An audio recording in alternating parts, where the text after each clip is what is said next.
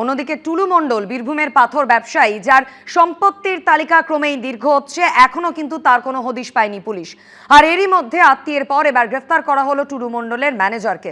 গতকাল রাতে গ্রেফতার করা হয়েছে টুলু ওরফে মোহাম্মদ নাজিবুদ্দিনের ম্যানেজারকে। ধৃত সীতেশ প্রামাণিক টুলু মণ্ডলের ক্রিমিনাল সিন্ডিকেটের দায়িত্বে ছিল। টুলু মণ্ডলের এক ম্যানেজারকে এবার গ্রেফতার করলো পুলিশ। এর আগেই আপনারা জানেন টুলু মণ্ডলের আত্মীয় মিনার মণ্ডলকে গ্রেফতার করা হয়, আর এবার গ্রেফতার করা হলো টুলু মণ্ডলের ম্যানেজার সীতেশ প্রামাণিককে। ক্রিমিনাল সিন্ডিকেটের লিয়াজও হতো টুলু মণ্ডলের এই ম্যানেজারের মাধ্যমেই, এমনটাই পুলিশ সূত্রে খবর।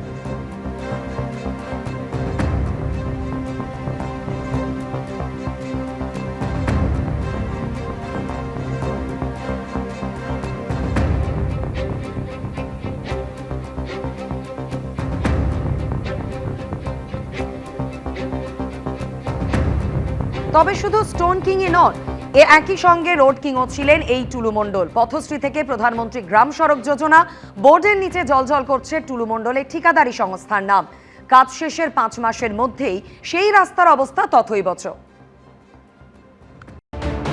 পাথর, বালি, গরু পাচারের অভিযোগে টুলু মণ্ডলের নাম জড়িয়েছে আগেই, কিন্তু শয়ে শয়ে কোটি টাকার সম্পত্তির মালিক টুলু মণ্ডলের কীর্তি এখানেই শেষ নয়।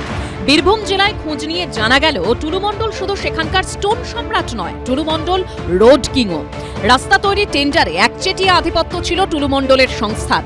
রাজ্য সরকারের প্রকল্প পথশ্রীতে তো বটেই, প্রধানমন্ত্রী গ্রাম সড়ক যোজনাতেও রাস্তা তৈরির টেন্ডার কার্যত পাকা ছিল টুলুর সংস্থার।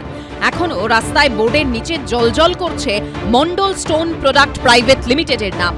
কোথাও প্রায় 3 কিলোমিটার রাস্তা, কোথাও 5.5 কিলোমিটারের বেশি রাস্তার বরাত পেয়েছিল টুলু মণ্ডলের ঠিকাদারি সংস্থা। একাধিক বোর্ডে যে তথ্য দেখা যাচ্ছে তাতে রাস্তা নির্মাণের তারিখ চলতি বছরের জানুয়ারি মাসের। প্রধানমন্ত্রী আবাস যোজনার যে বোর্ড রয়েছে তাতে তারিখ রয়েছে গত বছরের। মণ্ডল স্টোন প্রোডাক্ট প্রাইভেট লিমিটেড, এই মণ্ডল স্টোন প্রোডাক্ট প্রাইভেট লিমিটেড হচ্ছে যে মোহাম্মদ নাজিবুদ্দিন মণ্ডল ওরফে টুলু মণ্ডলের সংস্থা, এবং এই মণ্ডল স্টোন প্রোডাক্ট প্রাইভেট লিমিটেড একেবারে পথশ্রী থেকে শুরু করে প্রধানমন্ত্রী গ্রাম সড়ক যোজনার রাস্তা তৈরিরও বরাত পেত। নির্মাণ বাবদ কোনোটায় খরচ প্রায় 2,57 লক্ষ টাকা, কোথাও আবার রাস্তা তৈরিতে খরচ প্রায় 1 কোটি টাকা। একের পর এক টেন্ডার যেত টুলুর পকেটে, কোটি কোটি টাকার ব্যাপার। কিন্তু কাজ আদৌ হয়েছে কি? আর রাস্তার অবস্থা ভালো নাই। কি দেখছেন, রাস্তা সব উঠে যাচ্ছে? সব উঠে যাচ্ছে পাথর। এটা কি বানিয়েছিল? এটা টুলু মণ্ডল টেন্ডার ছিল। গনপুর বাস স্ট্যান্ড থেকে 5.6 কিলোমিটার রাস্তা, সেটাও বানিয়েছিল মণ্ডল স্টোন প্রোডাক্ট প্রাইভেট লিমিটেড। কাজ শুরুর তারিখ হচ্ছে 2/1/2026, এবং যেমনটা জানা যাচ্ছে ফেব্রুয়ারি মাসের পর এই রাস্তার কাজ শুরু হয়েছিল। মার্চ মাস নাগাদ তৈরি হয়েছিল এই রাস্তা, এবং তার কয়েক মাসের মধ্যেই অনেকেই বলছেন এবং দেখাও যাচ্ছে রাস্তার কি অবস্থা। জানি না, এগুলো জেলা পরিষদ থেকে তো কাজ হয়। এবার পথশ্রীর কাজ হচ্ছে আমার জিপিতে, এটুকু জানি। কিন্তু টেন্ডার হওয়া বা এই কাজ কে পাচ্ছেন, কে করছে, এই ব্যাপারে আমি অবগত নই একেবারে। তৃণমূল জামানায় রাস্তা তৈরির টেন্ডারে টুলুর এই একচেটিয়া আধিপত্যের কারণ কি? নেপথ্যে কি কোনো প্রভাবশালীর হাত? তা নিয়ে শুরু হয়েছে রাজনৈতিক তরজা। টেন্ডারে 3-4 জনের নাম দিল, নিজেরাই ঠিক করলো কে 3-4 জনের নাম দেবে। রেট কত হবে নিজেরাই ঠিক করলো, কত রেটে পাবে নিজেরাই ঠিক করলো, নিজেরাই দেখলো। অন্যজন কেউ টেন্ডার দিলে তার বাড়িতে থ্রেট যেত, ভয় দেখানো হতো। বীরভূম জেলাতে আমরা এখনো বলছি কেউ ভুল তথ্য দিলে হবে না। টুলুর মাথায় কাদের হাত ছিল? কাদের মদতে এই অগাধ সম্পত্তি করেছিলেন টুলু মণ্ডল? বিনিময়ে সেই প্রভাবশালীরা কি পেয়েছিলেন তা জানতে চাইছেন তদন্তকারীরা। পার্থপ্রতিম ঘোষের রিপোর্ট, এবিপি আনন্দ। শুধু নিজের জেলাতেই নয়, বীরভূমের বাইরেও রাস্তা তৈরির টেন্ডারে নাকি একচেটিয়া আধিপত্য ছিল টুলু মণ্ডলের ঠিকাদারি সংস্থার। এমনকি এই নিয়ে হাইকোর্টের দ্বারস্থ পর্যন্ত হয়েছিলেন পূর্ব মেদিনীপুরের এক ঠিকাদার। কিন্তু তার অভিযোগ, অভিষেক বন্দ্যোপাধ্যায়ের অফিসে ডেকে হুমকি হুঁশিয়ারির পর ভয়ে মামলা তুলে নেন তিনি। সরকারি প্রকল্পে রাস্তা তৈরির ঠিকাদারিও কি ছিল টুলু মণ্ডলের পকেট ভরানোর রাস্তা? একের পর এক রাস্তা তৈরি টেন্ডার যেভাবে টুলু মণ্ডলের পকেটে যেত তা দেখে এই প্রশ্ন তুলছেন অনেকেই। টুলু মণ্ডলের প্রভাব এতটাই ছিল যে শুধু বীরভূম নয়, পূর্ব মেদিনীপুরে অবধি ঠিকাদারির কাজ কার্যত নিয়ন্ত্রণ করতেন টুলু মণ্ডলই। তার বিরুদ্ধে প্রভাব খাটিয়ে বেআইনিভাবে সরকারি টেন্ডার হাতিয়ে নেবার অভিযোগ তুলেছেন পূর্ব মেদিনীপুরের এই ঠিকাদার। অফিসিয়ালি যে কাগজটা টেন্ডারে চায় তার অনেক কিছু কাগজ না থাকা সত্ত্বেও তাকে কাজটা পাইয়ে দেওয়া হলো। টুলু মণ্ডল। পূর্ব মেদিনীপুরের এই ঠিকাদার দাবি করেছেন এগরা সহ পূর্ব মেদিনীপুরের একাধিক রাস্তার টেন্ডার পেতে আবেদন করেছিলেন তিনিও, কিন্তু রাজনৈতিক প্রভাব খাটিয়ে সেই সমস্ত বরাত পেয়ে যান টুলু মণ্ডল। টেন্ডার প্রক্রিয়ায় কারচুপির অভিযোগ তুলে হাইকোর্টের দ্বারস্থও হন এই ঠিকাদার। তার দাবি এরপরই অভিষেক বন্দ্যোপাধ্যায়ের অফিস থেকে তার ডাক পড়ে। আমি যখন কমপ্লেন করতে যাই আমাকে অভিষেক বাবুর অফিসে ডাকা হলো, আপনি কেসটা উইথড্রল করে নেন। আমি হাইকোর্ট করেছিলাম, আমাকে যেভাবে চমকালো ধমকালো আমি ভয়ে এসে উইথড্রল করে নিতে হলো। গত 5 বছরে আমার বিধানসভা এলাকাতে যা কাজ হয়েছে টেন্ডার এবং অন্যান্য বিষয়গুলোতে, কখনো এই প্রক্রিয়ার মধ্যে বিধায়ক হিসেবে আমি ঢুকিনি। এটা পিওরলি সরকারি আধিকারিক এবং যারা টেন্ডার প্রসেস পরিচালনা করতেন তাদের দ্বারা এটা নির্বাচিত হতো, কে কাজ করবেন কে না কাজ করবেন, কিরকম কাজ করবেন, সেটা পিওরলি তাদের ব্যাপার ছিল। এগরার বিজেপি বিধায়ক দিব্যেন্দু অধিকারী জানিয়েছেন এ বিষয়ে পুলিশ তদন্ত করছে, কিছু বলার থাকলে বলবেন দলের মুখপাত্ররাই। রাজ্যে ক্ষমতার হাতবদল হওয়ার পর থেকেই বেপাত্তা টুলু মণ্ডল। দুর্গাপুরেও থমকে রয়েছে তার ঠিকাদারি সংস্থার বরাত পাওয়া একাধিক রাস্তার কাজ। বৃষ্টিতে ধুয়ে যাচ্ছে স্টোন চিপসের ডাস্ট, রাস্তার হাল ক্রমশ খারাপ হচ্ছে। দুর্গাপুরের শহরের একটা ইন্ডাস্ট্রিয়াল সেকশনের রোড 21 কোটি টাকা দিয়ে টেন্ডার নিয়েছেন, অথচ রোডটা এখনও ওইরকম ভগ্ন দশা হয়ে পড়ে আছে। তাহলে কারা টেন্ডার দিলেন? যখন টেন্ডার বিড করছে তখন তারা টেকনিক্যাল বিড খোলেন, তাদের তো এগুলো পরীক্ষা নিরীক্ষা করে দেখা উচিত। আগে সরকার যে কাজ করেছে, যে কোনো ফাইল খুলবেন সেই ফাইলে এই জন্য দুর্নীতি করেছে। কাঁকসা ব্লকের আমলাজোড়া পঞ্চায়েতেও একটি রাস্তা তৈরির বরাত পেয়েছে টুলু মণ্ডলের ঠিকাদারি সংস্থা। পেভার ব্লকের রাস্তা তৈরির সেই কাজও এখন বন্ধ রয়েছে। বহুদিন ধরে থেমেই আছে কাজ। তার মানে যখন থেকে জানতে পেরেছে যে টুলু মণ্ডল, তার বিরুদ্ধে তদন্ত শুরু হয়েছে, তখন থেকে তাকেও পাওয়া যাচ্ছে না, আর তাদের যারা কাজ করতো তাদেরকেও পাওয়া যাচ্ছে না। আসানসোল দুর্গাপুর ডেভেলপমেন্ট অথরিটির তরফে জানানো হয়েছে টুলু মণ্ডল না থাকলেও কাজ শেষ করতে কোনো অসুবিধা হবে না। অন্য একজনকে পাওয়ার অফ অ্যাটর্নি দিয়েছে, তিনি রাস্তার কাজ দেখভাল করছেন। ঋত্বিক প্রধান ও মনোজ বন্দ্যোপাধ্যায়ের রিপোর্ট, এবিপি আনন্দ।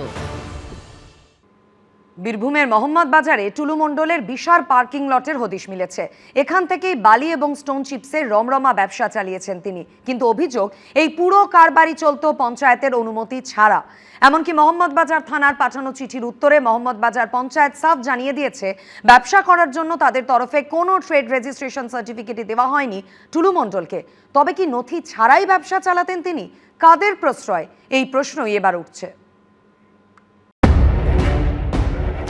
কয়েক বিঘা জমির উপরে পার্কিং লট, সার দিয়ে দাঁড়ানো road roller, dumper, truck. Parking লটের ভিতরে ছোট ছোট অফিস ঘরের ভিতরে ঝাঁ চকচকে বেডরুম। বীরভূমের মোহাম্মদ বাজারে রয়েছে পাথর ব্যবসায়ী টুলু মণ্ডলের এই বিশাল পার্কিং লট। পাথরের পাশাপাশি এখান থেকেই বালি ও স্টোন চিপসের ব্যবসাও রমরমিয়ে চালাচ্ছিলেন নাজিমুদ্দিন ওরফে টুলু মণ্ডল। কিন্তু অভিযোগ এই পুরো কারবারই চলত পঞ্চায়েতের অনুমতি ছাড়া, কারণ ব্যবসা করার জন্য পঞ্চায়েতের তরফে কোনো ট্রেড রেজিস্ট্রেশন সার্টিফিকেট দেওয়া হয়নি টুলু মণ্ডলকে। মোহাম্মদ বাজার থানার পাঠানো চিঠির উত্তরে সাফ জানিয়ে দিয়েছে মোহাম্মদ বাজার গ্রাম পঞ্চায়েত। পার্কিং লট এবং রোড কনস্ট্রাকশনের সেটা কি কি রয়েছে সেই বিষয়ে নথি চেয়ে পাঠানো হয় মোহাম্মদ বাজার গ্রাম পঞ্চায়েতের কাছে।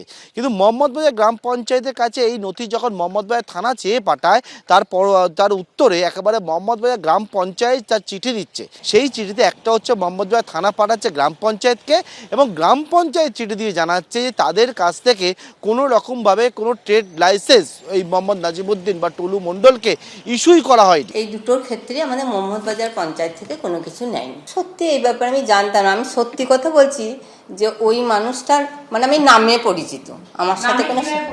মোহাম্মদ বাজার ফরেস্ট অফিস লাগোয়া এই সেই পার্কিং লট, এখান থেকেই পরিচালিত হতো টুলু মণ্ডলের পাথর, বালি, স্টোন চিপসের অপার সাম্রাজ্য। পুলিশ সূত্রে দাবি পাথরের ব্যবসা ছাড়াও রোড কনস্ট্রাকশনের কাজের সঙ্গেও যুক্ত ছিলেন টুলু মণ্ডল। কিন্তু পার্কিং লটে যে পাথর বালির কারবার তিনি চালাতেন তার কি যথোপযুক্ত নথি আছে? এই প্রশ্নেরই উত্তর খুঁজতে জুলাই মাসে টুলু মণ্ডলের এই পার্কিং লটে হানা দেন মোহাম্মদ বাজারের বিএলএল আরও। সেখান থেকে বিপুল পরিমাণে বেআইনি মজুত করে রাখা বালি বাজেয়াপ্ত করা হয়। 6 জুলাই টুলু মণ্ডলের বিরুদ্ধে এফআইআর করতে বলে মোহাম্মদ বাজার থানার আইসিকে একটি চিঠি লেখেন বিএলএল আরও। বিএলআরওর করা অভিযোগের পরিপ্রেক্ষিতে এফআইআর রুজু করে তদন্ত শুরু করে পুলিশ। তদন্তকারীরা জানতে চান টুলুর এই বিপুল ব্যবসার কোনোটা কি নিয়ম মেনে হয়েছে, পার্কিং লট সহ বিভিন্ন কারবারের জন্য কি ট্রেড লাইসেন্স ছিল। এই সংক্রান্ত আরও দুটি চিঠি এসেছে এবিপি আনন্দর হাতে, যার মধ্যে একটি করা হয়েছে টুলুর বিরুদ্ধে এফআইআর দায়ের হওয়ার পর। মোহাম্মদবাজার থানার তরফে মোহাম্মদবাজার গ্রাম পঞ্চায়েতে পাঠানো এই চিঠিতে টুলুর পার্কিং লট ও রোড কনস্ট্রাকশন সংক্রান্ত ট্রেড লাইসেন্স ও অন্যান্য নথি চেয়ে পাঠানো হয়েছে। এরপর 14 জুলাই পুলিশের করা আগের সেই চিঠির উত্তর দেয় মোহাম্মদবাজার পঞ্চায়েত। চিঠিতে তারা সাফ জানিয়ে দেয় মোহাম্মদবাজার ফরেস্ট অফিস লাগোয়া টুলু মণ্ডলের পার্কিং লটের জন্য পার্কিং কিংবা রোড কনস্ট্রাকশন সংক্রান্ত কোনো অনুমতি দেওয়া হয়নি। এই সংক্রান্ত পঞ্চায়েতের তরফে কোনো ট্রেড রেজিস্ট্রেশন সার্টিফিকেট দেওয়া হয়নি। আমি নামে পরিচিত, আমার সাথে কোনো না না না সেইভাবে না, ওই শুনতাম বড় একজন ব্যবসায়ী যেমন হয় আর কি, এলাকার কোনো মানুষ প্রভাবশালী হলে বা যা হয় আর কি, সবাই যে এই নামটুকুই আমার পরিচিত। এবার ওর ব্যাপারে আমি যা কিছু দেখছি এখন। এখানেই প্রশ্ন উঠছে, তবে কি বৈধ নথি ছাড়াই ব্যবসা চালিয়ে গেছেন টুলু মণ্ডল? কিভাবে চালিয়ে গেলেন? মাথার উপর কাদের হাত ছিল? এটা তো সম্পূর্ণ আইন এবং প্রশাসনের বিষয়। তো যদি কেউ অবৈধ টাকা করে থাকে, অবৈধ সোনা, অবৈধ ব্যবসা, অবৈধ অমুক, তার বিরুদ্ধে ব্যবস্থা নেবে। একটা জেলায় এরকম বাড়বাড়ন্ত হলো, তো সেখানে তো শুধু একটা 2-4টে লোকের দোষ হতে পারে না। টুলু মণ্ডল যদি এত বড় ব্যবসা করে থাকে, তাহলে তার সোর্স কি, কিভাবে হলো, এটা তো একাধিক বিভিন্ন সব সংস্থা রয়েছে এগুলো মনিটর করার জন্য। ঘুরে ঘুরে শুধু তৃণমূলের 3-4টে নামকে টেনে এনে গল্প সাজিয়ে লাভ কি? এগুলো সম্পূর্ণ প্রশাসনিক বিষয়। এ নিয়ে যা করবার পশ্চিমবঙ্গ রাজ্য সরকার করবে, এ নিয়ে আমাদের কোনো বক্তব্য নেই। এই সরকার আইন মেনে, আইনের পথে হেঁটে যদি কেউ অপরাধ করে থাকেন তাকে শাস্তি দেবে। আর কতদূর ছড়িয়ে এই দুর্নীতির শিকড় তদন্ত করে দেখছে পুলিশ। পার্থপ্রতিম ঘোষ, রঞ্জিত সাউ ও সন্দীপ সরকারের রিপোর্ট, এবিপি আনন্দ। চলে আসছি পরের খবরে। শনিবারের পর রবিবার ফের একবার নাম না করে সিন্ডিকেট এবং তোলাবাজির বিরুদ্ধে দলীয় কর্মীদের একাংশকে বার্তা দিলেন রাজ্য বিজেপির সভাপতি শ্রমিক ভট্টাচার্য। হুঁশিয়ারি দিলেন এসব করলে পার্টি রেয়াত করবে না। কিন্তু প্রশ্ন হচ্ছে, কেন রাজ্য বিজেপির সভাপতিকে বারবার একই বার্তা দিতে হচ্ছে? এই নিয়ে সুর চড়িয়েছেন বিরোধীরা।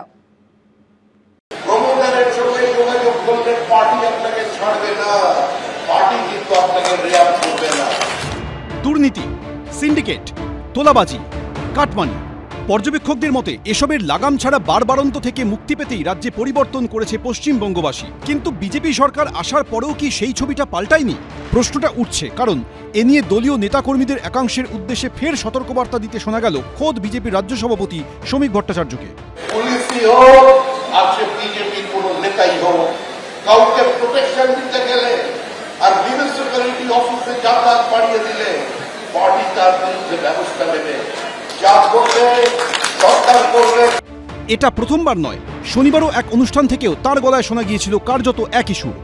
এখন যে কোনো জায়গায় কোম্পানি খুলতে গেলে আপনি নিজেই নিজের ইট কিনতে পারবেন, সিমেন্ট কিনতে পারবেন, বালি কিনতে পারবেন।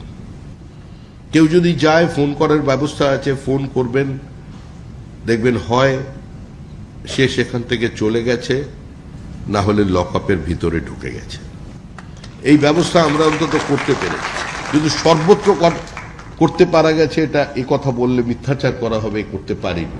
এই প্রেক্ষাপটে তৃণমূলের প্রশ্ন, তাহলে কি শ্রমিক ভট্টাচার্য ঘুরিয়ে মেনে নিচ্ছেন যে সিন্ডিকেট, তোলাবাজি এসব এখনো বন্ধ হয়নি? শ্রমিক ভট্টাচার্য রাজ্য সভাপতি, একটা দলের রাজ্য সভাপতিকে দলটা 2 মাস হয়েছে সরকারে এসছে বলতে হচ্ছে যে এইভাবে তোলাবাজি চলবে না। প্রমাণিত হয়ে যাচ্ছে যে এই তোলাবাজি বলুন বা এই ধরনের ভাইরাসে এই 2 মাসে সরকারের নেতৃত্বাধীন বিজেপিটাও ভরপুর আক্রান্ত। রাজনৈতিক পালাবদলের পর অভিষেক বন্দ্যোপাধ্যায় সহ একাধিক তৃণমূল নেতার দিকে ডিম ছোড়ার ঘটনা দেখা গেছে। সে কথা মনে করিয়েও সতর্ক করে দিয়েছেন বিজেপির রাজ্য সভাপতি। এই অত্যাচার ভুলে যাবেন না। এই অত্যাচারীদের যদি ভুলে যান, তাহলে ডিম যেদিকে পড়ছে, ডিম কিন্তু অন্যদিকে ঘুরতে বেশি সময় লাগবে। उन्होंने डीम थेरेपी का एक में बोलता है, उनका चीफ मिनिस्टर डीम थेरेपी का फेवर में बोलता है, उनका मिनिस्टर अग्निमित्रा पर डीम थेरेपी का फेवर में बोलता है। क्यों नहीं उन्होंने मिनिस्टर को सैक किया, अग्निमित्रा पाल को? उसका हिम्मत है कुछ? সম্প্রতি তৃণমূলের 3 জন রাজ্যসভার সাংসদ শ্রমিক ভট্টাচার্যর হাত ধরে বিজেপিতে যোগ দেন। এদিন সেই প্রসঙ্গেও ইঙ্গিতপূর্ণ মন্তব্য করেন শ্রমিক ভট্টাচার্য, যার জেরে প্রশ্ন উঠেছিল বিজেপির তৃণমূলীকরণ শুরু হয়ে গেল কিনা। এই প্রেক্ষাপটে তৃণমূল ছেড়ে আসাদের দলে নেওয়া নিয়েও ইঙ্গিতপূর্ণ মন্তব্য করেছেন তিনি। আমি কয়েকজনের হাতে পতাকা তুলে দিয়েছিলাম, আমাকে কেউ কেউ তাতে এত ক্ষুব্ধ হয়েছেন, মানে তৃণমূলের উপরে ঘৃণা কোন পর্যায়ে পৌঁছেছে যে আগের দিন পর্যন্ত আমার যারা শিক্ষার্থী করছিলেন পরের দিন আমার গলায় জুতোর মালা পরিয়ে দিয়ে। কিন্তু এই ধরনের কাজের মধ্যে নিপুণতা চাই, জুতোগুলো দেখলাম সব নতুন। সব মিলিয়ে রাজ্যে নতুন সরকার আসার পরও পুরনো ইস্যুতে চাপানোতর চলছেই। শিবাশিস মৌলিক, সন্দীপ সরকার, সৌরভ বন্দ্যোপাধ্যায়, এবিপি আনন্দ। এবিপি আনন্দ, এগিয়ে থাকে, এগিয়ে রাখে।